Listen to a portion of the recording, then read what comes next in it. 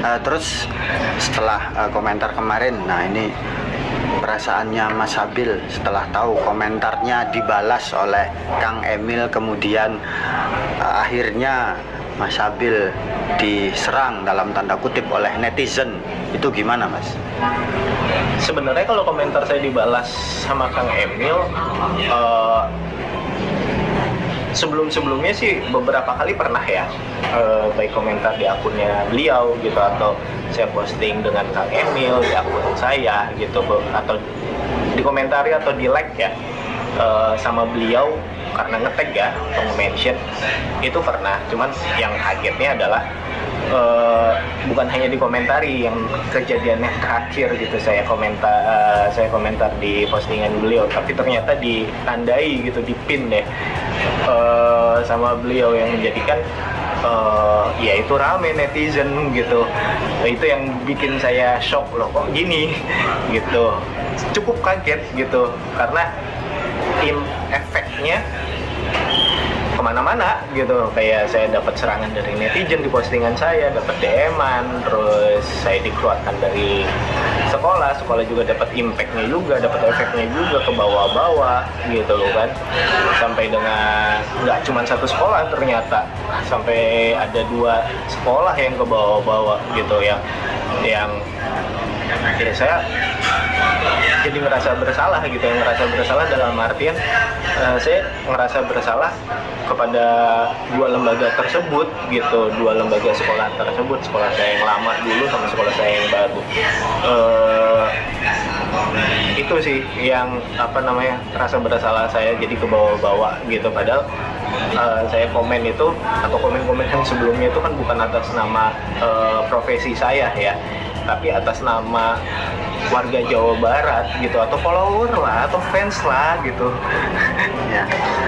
Rencana Mas Habil ke depannya apa nih Mas, setelah kemarin diberhentikan dan bahkan surat pemberhentiannya juga kan katanya dicabut, dan sekolah tersebut membuka pintu lebar-lebar untuk Mas Habil kembali mengajar ke sana, atau nanti Mas Habil akan mengajar di sekolah lain, atau nanti akan berganti profesi gitulah Mas. Ya kalau ada pemberita kalau sudah jelas ditarik gitu ya surat pemberhentiannya atau SP3-nya, terima kasih yang sebesar-besarnya gitu ya kepada SMK Telkom, sudah menarik kembali SP3 saya gitu.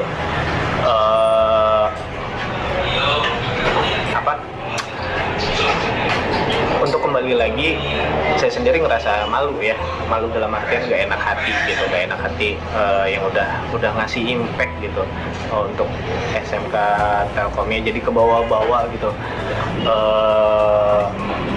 ke ranah publik yang jadi negatif gitu ya, buat SMK Telkomnya gitu.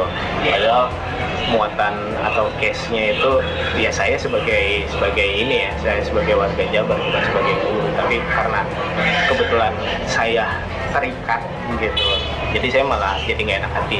Tapi terima kasih atas tawarannya, dan kemungkinan saya tetap di luar, saya tetap keluar.